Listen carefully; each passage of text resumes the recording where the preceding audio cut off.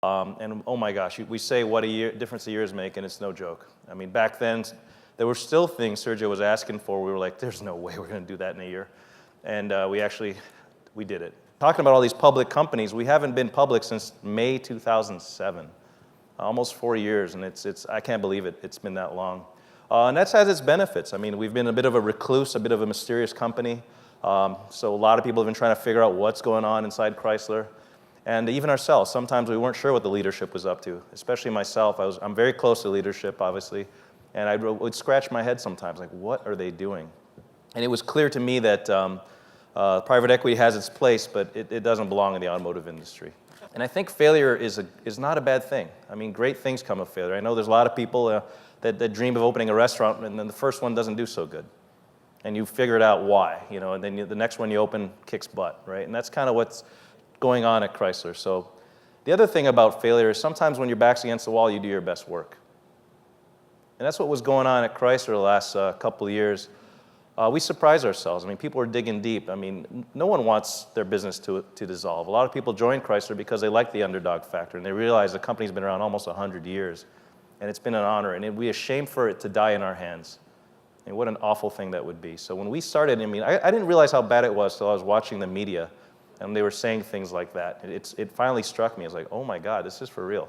When your back's against the wall, you're introspective, right? Obviously, you really look at your finances. When you brush with personal bankruptcy or hardships, you sit there and you reassess your life. And we learned a lot during that time. Matter of fact, I kind of coined this phrase. I was trying to figure out a way, and I found this wonderful image on Google Images, the best tool in the world.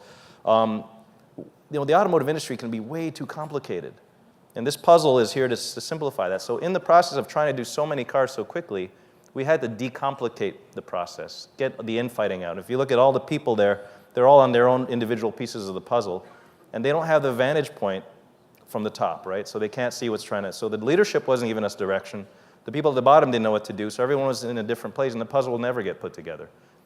And the automotive product is one of the most complex things there is. As suppliers, you understand that, right?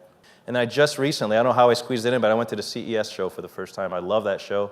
Ford had an amazing presence at that show. Alan Mulally was there and he spoke. But what struck me about that show is if you want to shop for a flat screen TV, that's the place to go.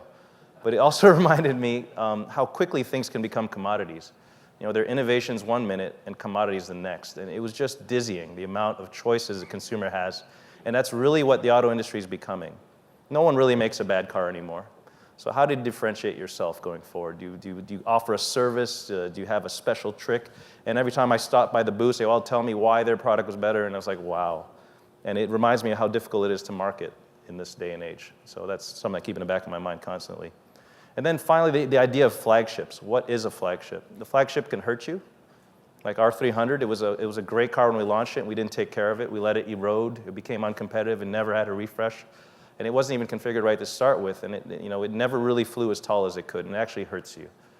And nowadays, a flagship doesn't have to be a luxury car. A flagship can be a Chevy Volt, right? It may not have great volume or make great profit, but it says a lot about what you're trying to be. So the flagship idea is really a foregone thing.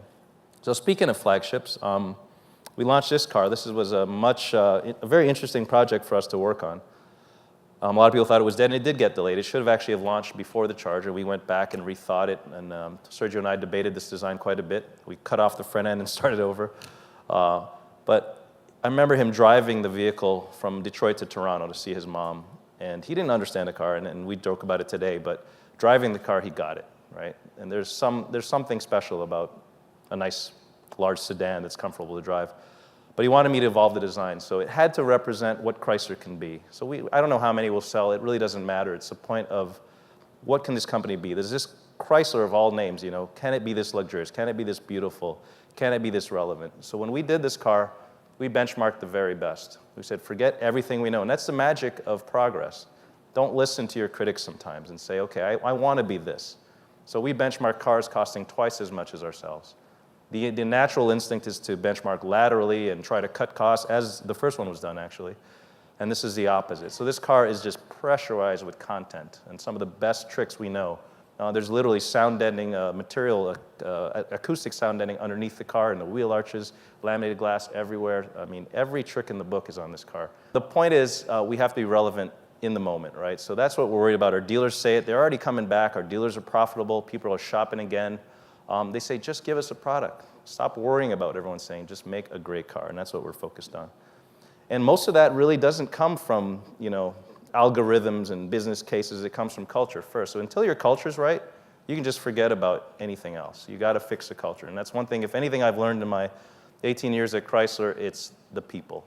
And Mark Fields and I were just now talking about that. It's a dynamic. Some of the people that left to jump ship, they all miss it, It's not about the money sometimes. I mean, I'd have been long gone if it was about that. I just love the culture. There's something really special about it. And you also, as a leader, can't underestimate, and this is something Sergio's taught me, the power of one. One person can poison a company. One person can make it the most beautiful thing ever. And I think as we get a little older and more mature and we become leaders in our own right, we tend to forget that a little bit. So as an executive, and I hate that word because I don't know what it means still to this day, but I'm a dreamer that's still pinching myself that I'm here. I realized some of my staff was getting stagnant. We've been working so quickly and so fast, we're not innovating like we used to. I mean, Chrysler's to be known for that unexpected car at the auto show, the show car that no one saw coming kind of thing. And I feel we're starting to get a little stagnant. We're so busy just getting the fundamentals right and kind of sticking the car together properly, we're forgetting to innovate. So I actually stopped the development of a program, and I said, you guys all go to CES show, and I want you to go see the Hoover Dam, and I want you to go to Red Rock Canyon, and just take 3 days off and relax, 4 days off. And even at my level, my kids tell me that, just, Dad, put the BlackBerry down, Don't forget to get inspired is what I call that. I think we, as leaders, as human beings in our lives, personal lives, but also as innovators, we forget that. Innovation doesn't come from staring at your competition or a book or percentages. It comes from observing your world and almost being an anthropologist, right? Trying to understand culture. Before you even know what it needs, you got to kind of dissect it. And one of my men I respect the most in the world is Mr. Jobs. Says it very well. You cannot mandate productivity. You must provide the tools to let people become their best. But to understand what the tools are in the first place, you have to listen to them. It's pretty elementary, actually. And then finally, my last slide, and Alyssa Priddle, this is not a future product. This is just a generic sketch I put up there. She's in the quote. Innovate, but mind your own business. So what I mean by that is take care of yourself. I mean, today, as the industry works, I can't worry about what people are doing right now because it'll be obsolete by the time I come out. So I got to really mind my business from the product to the people. So pretty simple. Thank you very much.